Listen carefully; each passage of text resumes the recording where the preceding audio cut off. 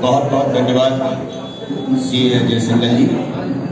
सबसे पहले गुरुकुल प्रवर्तक महाराजा अग्रसेन जी के चरणों में नमन करते हुए आज इस कार्यक्रम में उपस्थित मंच पर विराजमान ग्वालियर के लोकप्रिय सांसद माननीय श्री विवेक नारायण सेजवलकर जी, भारतीय जनता पार्टी की महापौर प्रत्याशी श्रीमती सुमन शर्मा जी, भारतीय जनता पार्टी के वार्ड 43 से पार्षद प्रत्याशी श्री संजय सिंघल जी,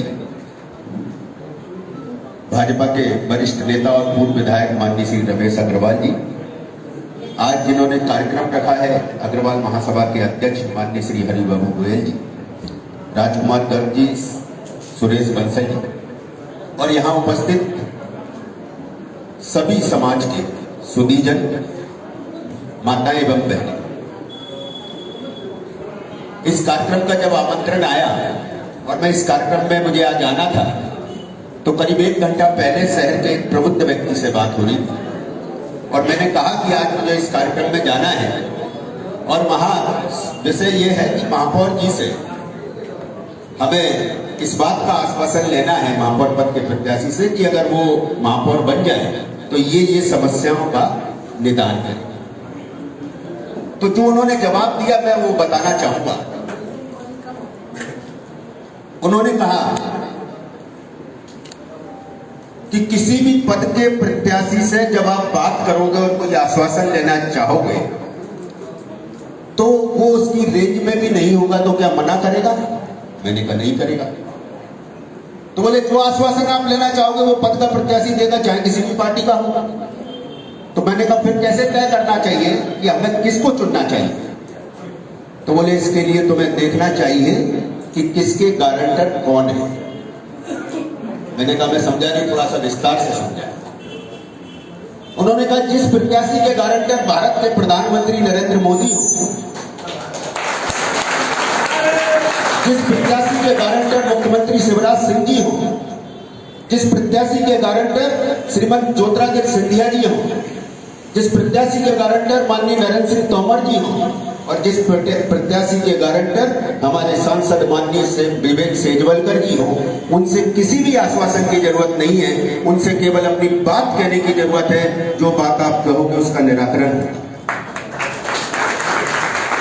एक बात और कही उन्होंने, मैंने कहा कि सब मोदी जी की बात कर रहे हो, वो तो प्रधानमंत्री है, ये नगर निगम का चुनाव है, आप मोदी जी की बात कर रहे हो, उससे क्या मतलब है?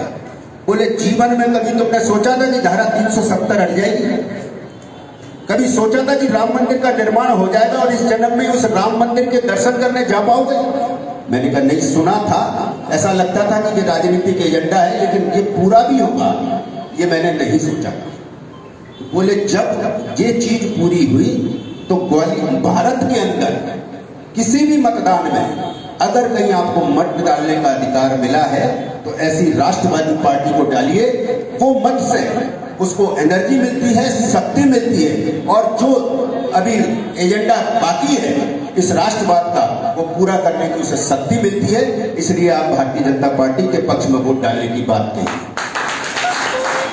मैं उनकी बात से पूरी तरह सहमत था और मैंने ये विचार त्याग किया कि अब मैं आपसे कुछ वायदा लूंगा, लेकिन चूंकि व्यापारी हूं, चैंबर ऑफ कॉमर्स का पदाधिकारी आप लोगों ने बनाया है तो वायदा तो कुछ ना कुछ लूंगा। मैं आपसे केवल एक ही वादा लूंगा कि हम सब ने तय किया है, अग्रवाल समाज ने तय किया है, वार्ड 43 ने तय किया है कि पार्षद के रूप में संजय सिंघल जी, यामिनी नवीन परांडे जी, जो भी भाजपा के पार्षद प्रत्याशी उनको पार्षद बनाएंगे और महापौर श्रीमती सुमन शर्मा जी को बनाएंगे। ये परिषद भारतीय जनता पार्टी की बनेगी। ये आप हम लोगों की तरफ से आश्वस्त होके जाओ, लेकिन एक वादा आपको करना पड़ेगा कि जब आप महापौर बन जाएंगे तो अपने उस व्यस्ततम समय में से भी ऐसे ही समय निकालकर इस गिरिराज धर्मशाला में आकर बैठे और हमारी समस्याओं को सुने और उस समय हम अधिकार से लड़के अपनी बात को पूरा कराएंगे और अपनी सभी समस्याओं का निराकरण आपसे चाहेंगे। ये वादा आपको करना पड़ेगा। धन्यवाद। जय हिंद, जय कृष्ण।